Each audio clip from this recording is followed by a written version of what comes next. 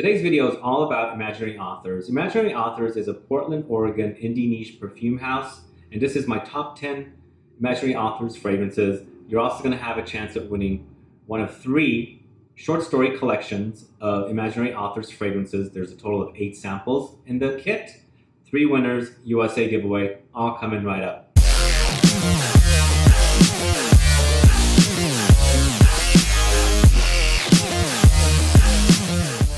Thanks so much for tuning in. This is Sebastian with Smelling Great Fragrance Reviews. If this is your first time on this channel and you love watching videos about fragrances, reviews, lists, and so on, and learning a lot about fragrances and participating in giveaways like today's giveaway, and still haven't subscribed to this channel, there's a subscribe button below, and also click that bell icon so that you'll be notified for future videos and giveaways. And that's right, today we're talking about Imaginary Authors, one of my favorite indie niche houses from the States. They're based out of Portland, Oregon, and I've had the pleasure of meeting Josh Meyer, the perfumer behind Imaginary Authors, many times. We've shot several videos together. If you want to watch any of them, I'll have a link in the info box. There's interviews and just videos I've done with Josh, and also reviews of various fragrances from the house of Imaginary Authors. So I've been a fan of Imaginary Authors.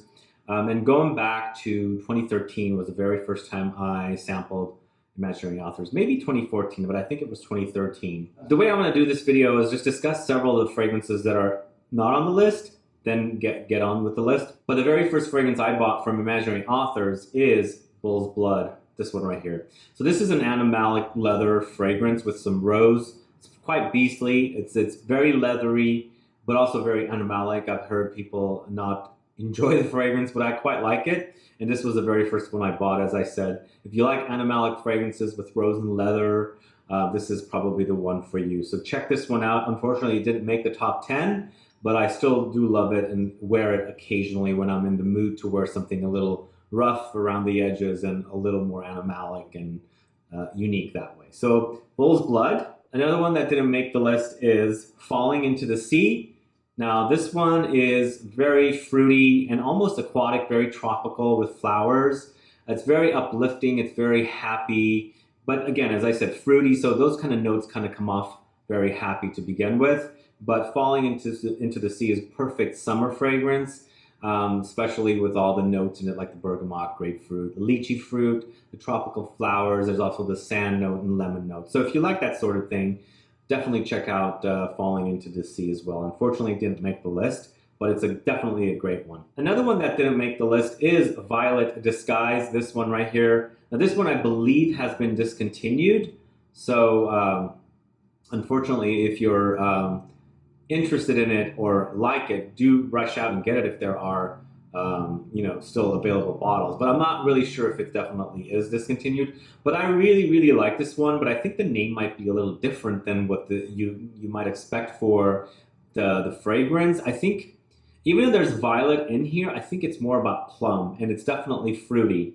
But I really love the plum in here. It's all about the plum, and then I think the violet itself is more of a supporting player. So it does come off very fruity and ambery, quite a little bit like that, but it's definitely a fruity fragrance.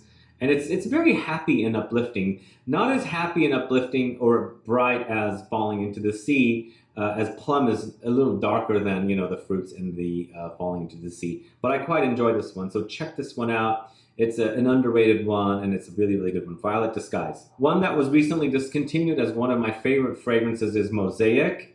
Now this one's a freshie. It's very glossy and shiny. It's marbly, actually. Some of the notes in here come off like polished marble, shiny, clean. But it's all about petitgrain, bergamot, and just beautiful, fresh notes. It's sad that it's discontinued, unfortunately. It's really sad, but I do have this one, and I'll put it to use when I want to wear it. It was created for a store in Portland, like their own, like an exclusive fragrance for them. Later, I don't think it ever made it to the very regular lineup, but unfortunately it's no longer available. But I really like it, so check it out if you can still find some. Another one that was made exclusively for a specific brand is called An Air of Despair, this one right here. I only have this much, it's a 30 ml bottle, and I absolutely love this one. It's musky and it's woody, plus it's got this like sexiness to it. It's all about cedar, saffron, and musk. And from what I remember Josh mentioning, this is kind of like the start of what Slow Explosions became, the rose one and the apple one. So this has notes of what are in Slow Explosions. But I absolutely love this one. I love it as much as Slow Explosions, if not more, because there's something about the musk in here. It's very clean and sexy a little bit, and really, really beautiful fragrance. It's too bad it's not available anymore. So this is one that I'll put to use quite a lot. It's one I'll cherish until, I guess, maybe if Josh decides to re-release this one. An Air of Despair. Last but not least, there's a fragrance that's sold on Imaginary Authors' website exclusively. From the website, like an Easter egg, you have to go find it. It's Whispering Myths. Now this one's new to me. It's an oud fragrance, but it's very minerally and seaweed aquatic-like. Comes off, that's how it comes off. And actually, I was recently testing this out, Whispering Myths, and I've sort of thought that it reminds me of Oud Mineral from Tom Ford. So if you like that fragrance, you might like this. Plus, this is a lot cheaper, so test it out. Maybe you can buy samples or something from the Imaginary Authors website. Check it out. Maybe you might like it. And if you love Oud Mineral, this is probably like the lesser expensive version of it. I'm not saying it's exactly identical, but it has similarities to it. So it's not my favorite, but it's quite lovely once you get past that aquatic touch, as I'm not the biggest fan of aquatic fragrances. So that's Whispering Myths. So let's get on with the list. At number 10, it's Every Storm a Serenade. Now, this one is at the bottom of the list because it has a pretty dominant cologne note, which it's the aquatic note that fragrance houses use to create like an aquatic touch. But once you get past that cologne note, there's something really, really sexy and masculine about this. Classy and kind of reminiscent of masculine fragrances from maybe 10, 20, 30 years ago. It's eucalyptus and it's got vetiver, so it's woody, and there's also spruce note, but of course it's got ambergris because it's inspired by the coast, and it's got sea mist. So it's very aquatic and woody. So if you like that sort of thing, you might want to try this one because it's quite nice once, like I said, I get past that cologne note, but you might actually dig cologne. So this is Every Storm a Serenade, and this is at number 10. Now, the next one at number 9 is Yesterday's Haze, this one right here. Now, this one I think is probably one of the most popular, if not the biggest seller for Imaginary Authors, from what I hear. But this one is not my most favorite one. It's just, it seems, I don't know, something about it that doesn't jump out at me. That's why it's at the bottom. But a lot of people tend to love this one. It's fine. I mean, everybody has different tastes. My tastes are completely different than yours. You'll see what my number 1 is from Imaginary Authors, or my top 5. But it's definitely a great scent, just not one that wows me or jumps out at me. But it's all about fig and walnut and things like that. So it's quite unique as a fragrance, but it's woody. And I generally like fig fragrances, but this one just hasn't jumped out at me. I don't understand why. But if you want like a pretty decent fragrance, then you might want to try Yesterday's Haze. Otherwise, everything else after Yesterday's Haze is going to be like top notch because I love Imaginary Authors. But this one just has not grabbed me as much as I would have wanted to, like it has other people. So Yesterday's Haze is number 9. Now at number 8 is the last fragrance that was launched by Imaginary Authors, if you don't count Whispering Myths, and that's Oh Unknown. And this one is really, really lovely. It's got this beautiful, you can tell the Imaginary Authors DNA in the base. It kind of, reminds me that I am smelling something from Imaginary Authors, but this one's all about teas. Plus it's got like a slightly powdery iris butter note. So it's got the black tea, Lapsang Shusang tea, Kyoto moss, musk, and sandalwood. So again, it's woody and slightly bit powdery, and of course the tea note. So if you like a tea fragrance, this one's probably one to try from Imaginary Authors. I quite like this one, but of course the other ones in the list I like a little more, so you'll see what they are. Oh Unknown at number 8. Now at number 7, we're going to the one that's the greenest. It recently made my green list, top 20 green fragrances for spring, and this is the Soft Lawn. Very, very unique fragrance. This one's a compliment getter. I have some friends that love it. Actually, they love wearing it. And they also tell me that they get compliments from people. But this is an ultra green fragrance. It's got vetiver, linden blossom, tennis court note. It's got ivy, it's big ivy leaf note, and oak moss, and tennis ball. So they've got the tennis court and the tennis ball or clay court. So it's very, very unique fragrance, but it smells very fresh, very fresh and green, very unique. And I love the label on this one. Reminds me of some old, maybe 50s or 40s advertisements for tennis or something. So it's really unique. So the Soft Lawn at number 7. So at number 6, it is Cape Heartache, this one right here. So this one's all about the woods, forest, greenery, the Pacific Northwest, but not necessarily on the coast. So you've got mountain fog, Douglas fir, hemlock fir, pine resin, old growth vanilla leaf, and to give it a little twist, strawberry. So it's all of that stuff, and then the strawberry comes in, and it kind of like, the notes, every other note that is mentioned here besides the vanilla and the strawberry is dark, so that strawberry kind of adds this like brightness to the entire fragrance. Even though the vanilla is bright and sweet, I think the strawberry does take it to the next level. Like it adds this like fruity brightness to it. That's what I like about this one, and I love greenery, I love forest, pine tree, things like that, the smell of Christmas trees. So this one's kind of like a Christmas tree, basically, right in on you. You're wearing it, and of course, you're having like a strawberry shortcake or something because you've got that strawberry and vanilla. So you're sitting in that forest with all those trees, and you're having the strawberry shortcake. It's really unique. It's a bit, I mean, it's dark, but that strawberry, like I said, adds this like playful touch to it. It makes it really fun, like you're out in the woods playing around. So anyway, this is Cape Heartache at number 6. So going to the top 5, it is Memoirs of a Trespasser from Imaginary Authors. So this one's a really unique take or twist on the vanilla note. So you've got ambrette seed, which I love. Benzoin, I love. Oaken barrel is another note, like a barrel note. Gaiac wood, Madagascan vanilla, and myrrh. So it's both resinous and sweet and woody and musky. Very unique. I think this one's probably to me, it's the most avant-garde fragrance from the collection, although the Soft Lawn is probably there too. But it's very great release from Imaginary Authors. But you know, I like the other ones a little more than this one. That's why this is number 5.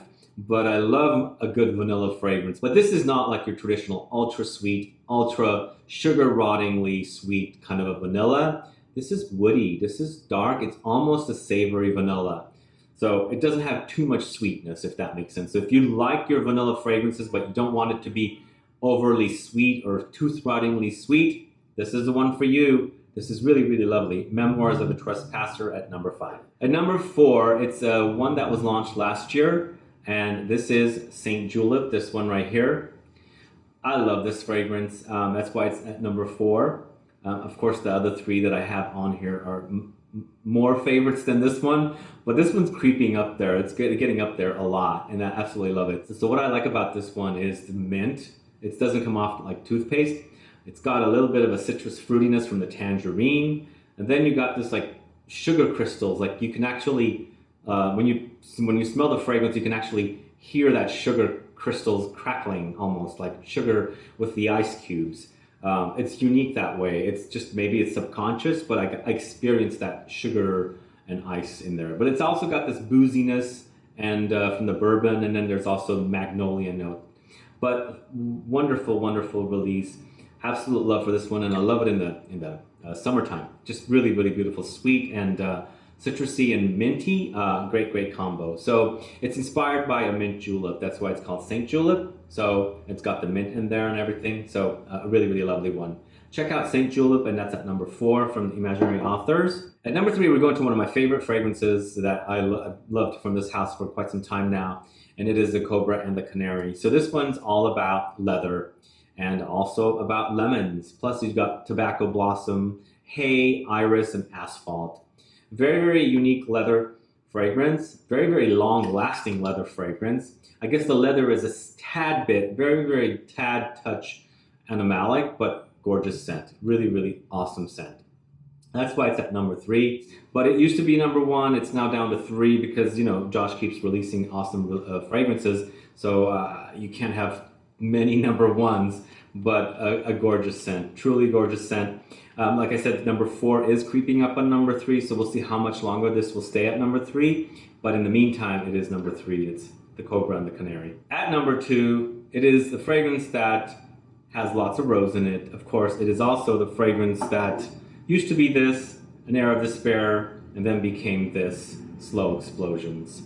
So Slow Explosions is all about rose, but it also has leather, saffron, and then of course cashmerean, benzoin, and of course that beautiful crispy green apple note in here makes for a truly unique and delicious fragrance. Absolutely lovely release. I love it, and I do pick up traces of Air of Despair in here. I mean, they're very, very similarities. The rose and the apple actually added to this make for this fragrance, so I do pick up traces of it. I just wish I had this a bigger bottle of this, but in the meantime I'll enjoy it with the crisp green apple and of course the rose in here.